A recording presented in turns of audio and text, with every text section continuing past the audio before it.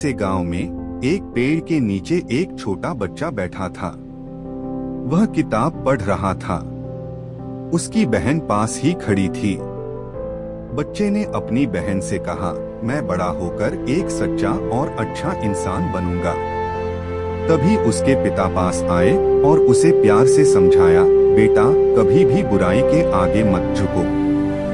हमेशा सच्चाई और अच्छाई का साथ देना, चाहे कैसी भी परिस्थितियां हो। कुछ देर बाद गांव के कुछ लोग सिकंदर के पिता के पास आए और अपनी परेशानी बताने लगे। उन्होंने कहा, जमींदार हमें हमारी ही जमीन पर मेहनत करने के बावजूद पूरी फसल नहीं देता, जबकि जमीन हमारी है और मेहनत भी हम ही करते हैं। यह सुनकर सिकंदर के पिता बोले, हम अकेले जमींदार का कुछ नहीं बिगाड़ सकते, लेकिन अगर हम सब मिलकर एकजुट हों तो हम अपनी बात मनवा सकते हैं। जमींदार का एक आदमी यह बात सुनकर जमींदार को बता देता है। उसी रात जमींदार और उसके कुछ लोग मिलकर सिकंदर के पिता की हत्या कर देते हैं।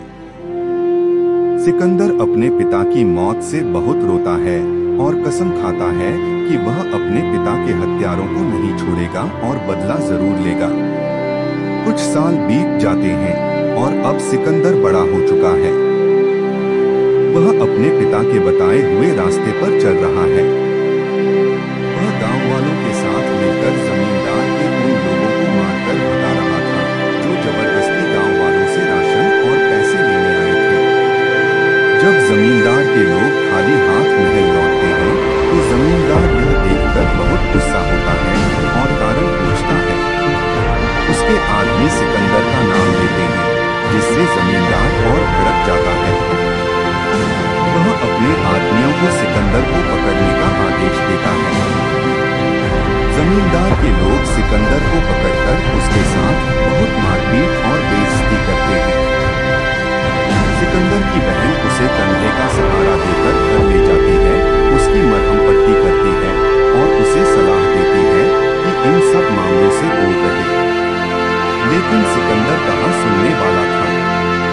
अगले दिन सिकंदर के कुछ दोस्त उसके पास आते हैं और बताते हैं कि वे रात को जमींदार की फैक्ट्री में आग लगा देंगे। सब लोग मिलकर इस योजना के अनुसार फैक्ट्री में आग लगा देते हैं। जब जमींदार को यह बात पता चलती है तो वह बहुत गुस्सा होता है और अपने आदमियों को हुक्म देता है कि वे गांव के सभी लोगों को बंदी बना लें। दोस्तों, कुछ प्रॉब्लम के कारण कहानी पूरी नहीं है। सब्सक्राइब कर ले, हम जल्द ही पूरी कहानी लेके आएंगे।